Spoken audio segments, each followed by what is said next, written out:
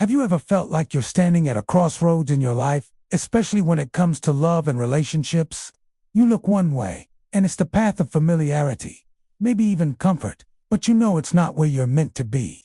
You look the other way, and it's completely unknown, a little scary, but it feels like the direction you're being called to. This feeling, this crucial moment of decision, is not new. It's a story as old as time. And one of the most powerful examples we have is the story of a woman named Ruth. Let's journey back for a moment. Picture Ruth. She's a woman who has lost everything. Her husband, her brother-in-law, her father-in-law gone. She's left with her mother-in-law, Naomi, who is also grieving and preparing to return to her homeland of Bethlehem. Naomi turns to Ruth and her other daughter-in-law Orpah and urges them to go back to their own families, to their own people, to the life they knew. It was the logical choice, the safe choice. Orpah, with tears, agrees and turns back. But Ruth makes a different choice. She clings to Naomi and says some of the most famous words in history. Do not urge me to leave you or to return from following you. For where you go, I will go, and where you lodge, I will lodge. Your people shall be my people, and your God my God. Think about the depth of that commitment. Ruth was from Moab. The Moabites had their own gods, their own culture, their own way of life. By choosing to follow Naomi to Bethlehem, she was stepping into a completely foreign world. She was a widow, a foreigner, with no status and no security. All she had was her faith in Naomi, and more importantly, her newfound faith in Naomi's God. She chose faith over familiarity. She chose obedience to this pull on her heart over the comfort of what she knew. It was a radical act of trust. This decision wasn't about finding a new husband or securing her future. It was about allegiance and love, a surrender to a higher calling she was just beginning to understand. She wasn't trying to orchestrate her life. She was simply trying to be faithful in the next step. And what happened? Her story didn't end in poverty and obscurity. It led her to a field, gleaning leftover grain to survive. It was humble, hard work, but it was in that very field, a place of service and humility, that she met Boaz. Boaz was a man of character, a kinsman redeemer.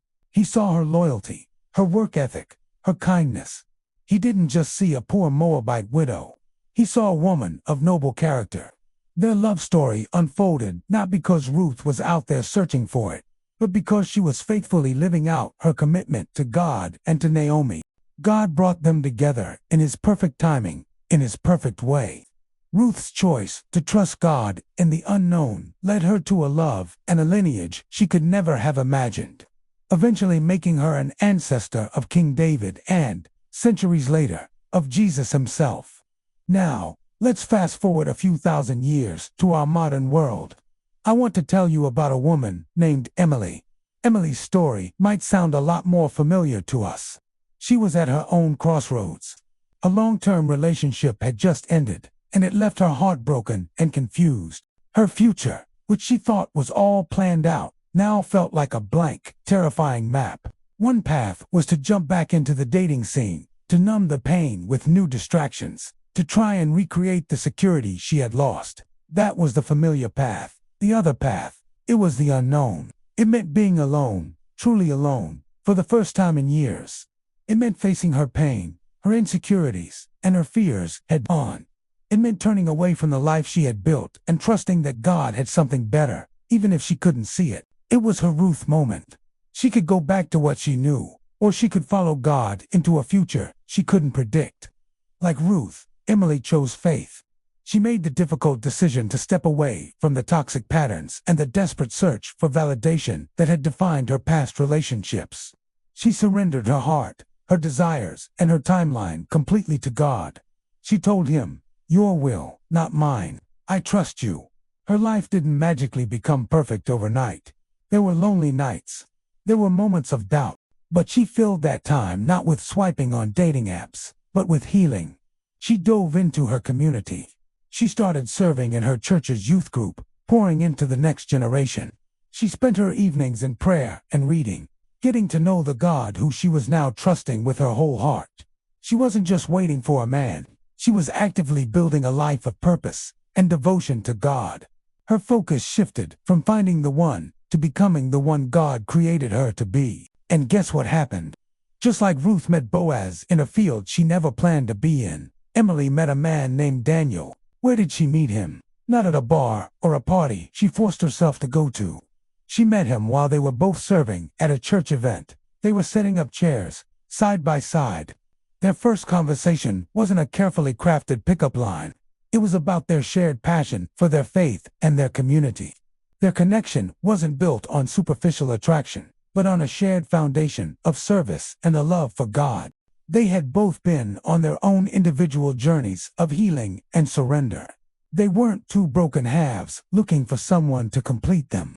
They were two whole individuals, made whole by God's grace, who were now ready to walk together. Emily didn't find love because she was searching for it. She found love because she was searching for God. She was obedient. She trusted. And in her surrender, God wrote a more beautiful love story than she could have ever written for herself. This is the power of faith-led love. It's a concept that feels so countercultural in our instant gratification world. We're told to put ourselves out there, to manifest a partner, to take control of our love lives. But the stories of Ruth and Emily show us a different way, a better way. God doesn't rush love. He prepares people. He's more interested in our character than our comfort. He's more interested in our holiness than our immediate happiness. He works on our hearts, healing our past wounds, shaping us and molding us into the people He's called us to be. And He's doing the exact same thing for the person He has for you. When we try to force a relationship or rush into something out of fear of being alone, we often end up settling for less than God's best.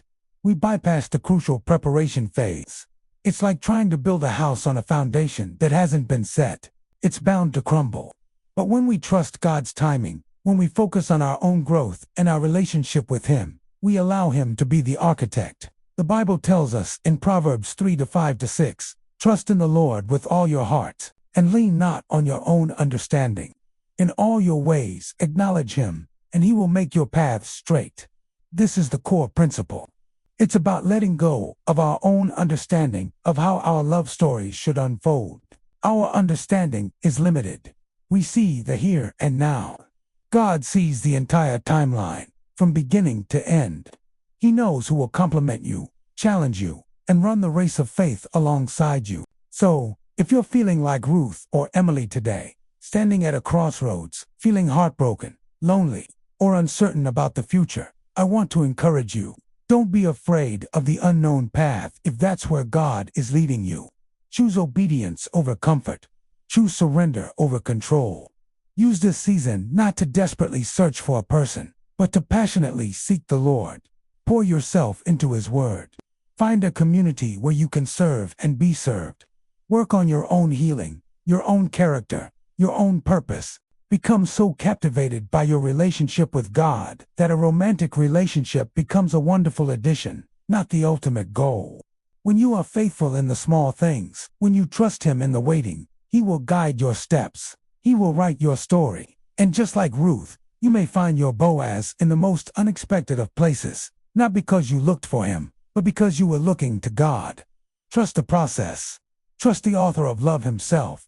Your story is not over. It's just beginning. Thank you so much for watching. If this message resonated with you, please like, subscribe, and share it with someone who might need to hear it today. See you in the next video.